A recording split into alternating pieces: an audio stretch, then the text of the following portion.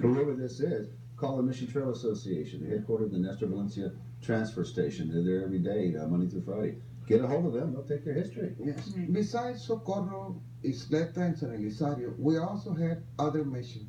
We had San Lorenzo in Fox Plaza. We had Sidney Q near the Bronco Theater. And the oldest mission in the Lower Valley was Misión de San Francisco de los Sumas that went back to 1575. Where was that one? Near Fabens. Oh, wow, I didn't know about that. And there was one up the river too, right? Right at the Rio Vista, the Misión de las Caldas. Okay, let's go to some of the questions on Twitter and on the email.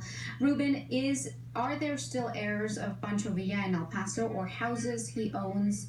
Are they still in good condition? Well, they'd have to be. Yes. Oh my. I knew a granddaughter of Pancho Villa that lived here in San Elizario, and she wrote a book on the wives of Pancho Villa.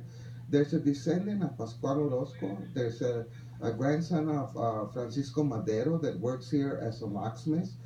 The Mexican Revolution caused many refugees to settle in El Paso, up to 20,000 at least from 1910 to 1920.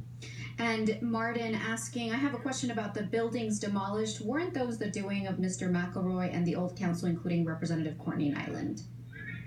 I don't know whose name was on it, but the fact was that I went and talked to several council members after that event, and several of them told me they were flat out lied to.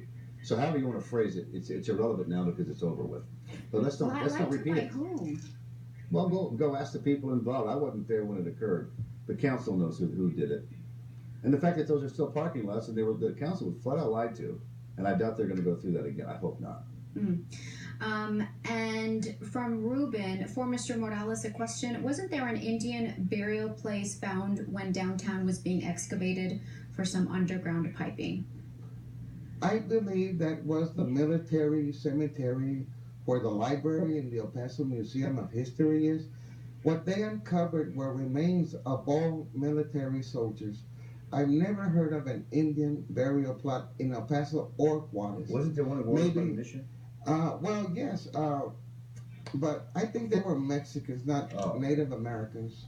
They were burying people all over the place, and you'll find them anywhere sometimes. Some of your documentaries are about ghosts. Yes. This is one of the descriptions for one of them.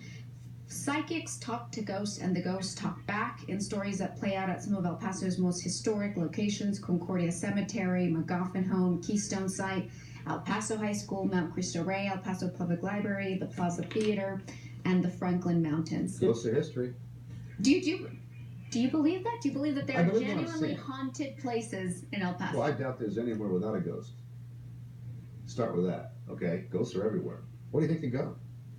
We went to Asarco. We found all kinds of indications that there were beings there, and so there's a certain documentary feel like I see evidence. I think that's real. Now, I talk to ghosts through psychics, but I got to tell you, you can take it with a grain of salt. The results are very clear of what this woman does. Take a look at one of the videos and then talk to me. No, I did. It's fascinating. Do you believe there are haunted historic places? No, I'm not into ghosts, legends, They're gonna get you, Fred. folklore, fables. I've never seen La Llorona or Chupacabras or a ghost, in all honesty, in all my life. Well, your question about evidence, when we walk into a room, the psychic says there's one over here, there's one here, there's one there. We take still pictures and there's an exact orb everywhere she says.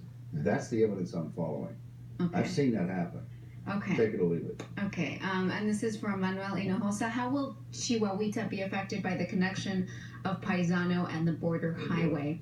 I know the last plans included the demolition of one home. Two homes. Two homes. They're located on Chihuahua and Cleophas Cayero Street. And a small chunk of the Chihuahuita Park will go, and the highway will go very close to the River Levee Road. So Chihuahuita will remain intact.